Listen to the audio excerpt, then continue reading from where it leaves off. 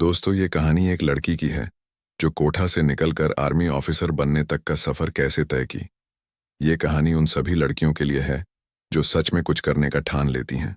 बनारस की तंग गलियों में स्थित शबनम कोठा सालों से रंगीन रातों का गवाह था। यहाँ हर रात सुरों, शराब और सौदागरों की चहल पहल रहती।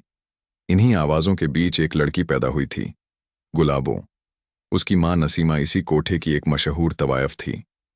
गुलाबो को बचपन से ही इस दुनिया से नफरत थी, लेकिन वह इससे भाग भी नहीं सकती थी।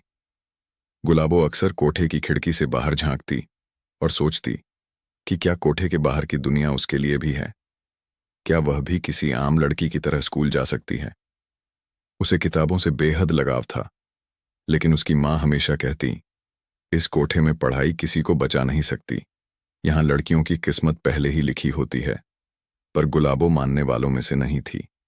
जब भी उसे मौका मिलता, वह पास की सरकारी स्कूल की खिड़की के पास जाकर बैठ जाती और चुपचाप बच्चों को पढ़ते हुए देखती। एक दिन स्कूल के मास्टर जी ने उसे देखा और पूछा, तू यहाँ क्या कर रही है? गुलाबो झिझकते हुए बोली, मुझे भी पढ़ना है मास्टर जी। मास्टर जी ने उसकी आंखों में एक अजीब सी चमक देखी। वे समझ गए कि यह लड़की बाकी लड़कियों से अलग थी। उन्होंने उसकी माँ से बात करने का फैसला किया। जब मास्टर जी कोठे पर आए और नसीमा से गुलाबो की पढ़ाई के बारे में बात की, तो नसीमा गुस्से से भर गई। यहाँ लड़कियां पढ़ने के लिए नहीं, बस जिंदा रहने के लिए होती हैं। गुलाबो की किस्मत भी यही है। लेकिन गुलाबो की किस्मत वही नहीं थी। उसने ठान लिया कि वह कोठे से बाहर निकलेगी और अपनी पहचान खुद बनाएगी। लेकिन यह रास्ता आसान नहीं था। गुलाबो की माँ नसीमा उसे पढ़ने नहीं देना चाहती थी, लेकिन उसकी किस्मत कुछ और ही चाहती थी। वह जब भी मौका पाती, स्कूल के मास्टर जी से मिलती और चोरी छुपे पढ़ाई करती। मगर यह बात ज्यादा दिन छुपी नहीं रह सकी। कोठे के मालिक सज्जाद मिर्जा को जब यह पता चला, तो वह आग बबूला हो गया। एक तवायफ की बेटी स्कूल जाएगी? हद कर दी नसीमा तूने। अगर ये लड़की पढ़ने गई तो इसका अंजाम अच्छा नहीं होगा। सज्जाद मिर्जा ने धमकी दी। नसीमा डर गई। उसने गुलाबो को खूब डांटा और उसके हाथ से किताबें छीनकर आग में फेंक दी। समझ ले गुलाबो, इस कोठे की लड़कियां पढ़ लिख कर अफसर नहीं बनती, बल्कि दूसरों की महफिलों की रौनक बनती हैं। लेकिन गुलाबो ने हार नहीं मानी। वह जानती थी कि अगर उसे इस नर्क से बाहर निकलना है, तो उसे अपनी लड़ाई खुद लड़नी होगी। उसने चोरी छुपे पढ़ाई जारी रखी। मास्टर जी ने उसे एक पुरानी किताबें दी और कहा, अगर हिम्मत है तो इसे पढ़कर दिखा। दुनिया को बता कि कोठे की लड़कियां भी सपने देख सकती हैं। एक दिन जब गुलाबो की उम्र 15 साल हुई, तो सज्जाद मिर्जा ने उसे पहली बार एक सौदागर को बेचने की कोशिश की। नसीमा ने उसे रोकने की बहुत कोशिश की, लेकिन सज्जाद ने उसे बेरहमी से पीट दिया। गुलाबो ने पहली बार अपनी माँ को इतना बेबस देखा। उस रात उसने तय कर लिया कि अब उसे कोठे से भागना होगा। अगर मैं आज नहीं भागी, तो मेरी किस्मत भी माँ जैसी हो जाएगी। रात के अंधेरे में, जब पूरा कोठा शराब और संगीत में डूबा हुआ था, गुलाबो खिड़की से कूद गई। वह नंगे पैर गलियों में दौड़ने लगी। पीछे से गालियां देती हुई कोठे की औरतों की आवाजें आ रही थीं। वह भागती रही जब तक कि उसे शहर की एक सुनसान गली में एक पुलिस चौकी नहीं दिखी। साहब, मुझे बचा लीजिए, मुझे वापस मत भेजिए। लेकिन पुलिस ने उसकी बात पर यकीन नहीं किया।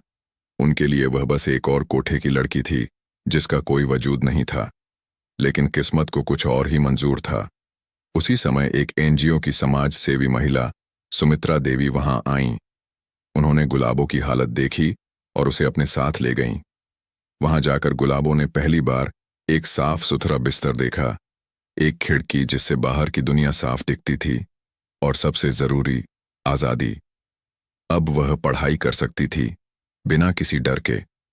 गुलाबो अब बनारस के एक एनजीओ नई रोशनी में रह रही थी, जहां समाज सेवी सुमित्रा देवी ने उसे सहारा दिया। यह पहली बार था जब उसने खुद को किसी सुरक्षित जगह पर पाया था। यहां न कोई सज्जाद मिर्जा था, न कोई गंदे इरादों वाले सौदागर। लेकिन एक सवाल उसे अंदर से डराता था, क्या वह इस नई दुनिया में खुद को साबित कर पाएगी? एनजीओ में उसे एक नया नाम दिया गया, गौरवी। अब तुम गुलाबो नहीं, गौरवी हो। एक नई पहचान, एक नई शुरुआत, सुमित्रा देवी ने मुस्कुराते हुए कहा। गौरवी को अब स्कूल भेजा गया, लेकिन वहां भी उसे ताने सुनने पड़े। अरे, ये वही लड़की है ना जो कोठे से आई है? इसका यहां क्या काम? इसे तो वहीं वापस भेज देना चाहिए। गौरवी जानती थी कि समाज उसे इतनी आसानी से अपनाने वाला नहीं था, लेकिन उसने ठान लिया कि वह पढ़ेगी और अपनी पहचान बनाएगी। गौरवी पढ़ाई में बेहद तेज निकली। उसने दिन रात मेहनत की और ग्रेजुएशन पूरी की। अब उसके सामने एक बड़ा सवाल था, वह आगे क्या करे? मैं आईएएस बनूं या आर्मी में जाऊं? उसने सुमित्रा देवी से पूछा। जहां तुम्हारा दिल कहे वहां जाओ, लेकिन याद रखना, तुम्हारा सफर आसान नहीं होगा। गौरवी को याद आया कि कैसे पुलिस ने उसकी मदद करने से इनकार कर दिया था।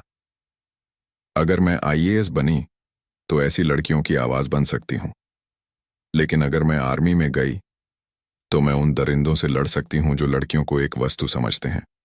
उसने आर्मी को चुना। गौरवी ने CDS, combined defence services exam की तैयारी शुरू की, लेकिन यह आसान नहीं था। कोठे से आने वाली लड़की को कौन सी कोचिंग सेंटर में जगह देता? हर जगह उसे मना कर दिया गया, लेकिन उसने हार नहीं मानी। उसने खुद पढ़ाई की, इंटरनेट पर मुफ्त लेक्चर्स देखे और खुद को फिजिकल ट्रेनिंग के लिए तैयार किया।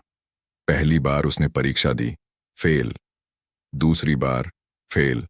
तीसरी बार बस कुछ नंबरों से चूक गई, लेकिन उसने हार नहीं मानी। उसने छोटे मोटे काम करके पैसे इकट्ठे किए, किताबें खरीदी और फिर से परीक्षा दी। इस बार वह पास हो गई। जब गौरवी पहली बार officers training academy OTA Chennai पहुंची तो उसकी आंखों में आंसू थे। उसने खुद से कहा, मैं अब कोठे की लड़की नहीं बल्कि एक योद्धा हूं। ट्रेनिंग आसान नहीं थी। उसे दौड़ना पड़ता, लड़ाकू ट्रेनिंग करनी पड़ती, हथियारों का इस्तेमाल सीखना पड़ता। कई बार वह गिरती, चोट लगती, लेकिन हर बार खुद को संभालकर आगे बढ़ती।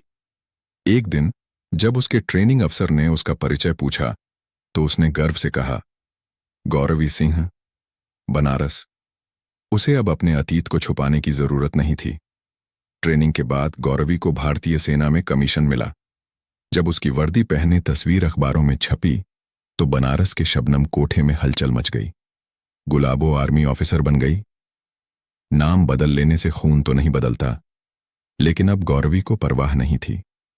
उसने ठान लिया था कि वह अपनी जड़ों को भूलेगी नहीं, बल्कि उन लड़कियों की मदद करेगी जो उसी दलदल में फंसी थीं। पहला आदेश मिलते ही वह बनारस गई और उस कोठे को बंद करवाने के लिए छापा मारा। सज्जाद मिर्जा की आंखों में डर था। मुझे माफ कर दो गौरवी बेटा, वह गिड़गिड़ाया। गौरवी ने उसकी आंखों में देखा और कहा, अब बेटा मत कहो सज्जाद, मेरी पहचान तुमसे नहीं, मेरी मेहनत से बनी है। आज गौरवी सिर्फ खुद की नहीं, उन हजारों लड़कियों की पहचान बन चुकी थी जो समाज में हाशिए पर थीं, और यह सिर्फ शुरुआत थी। आगे का पार्ट जानने के लिए चैनल को सब्सक्राइब करें। धन्यवाद।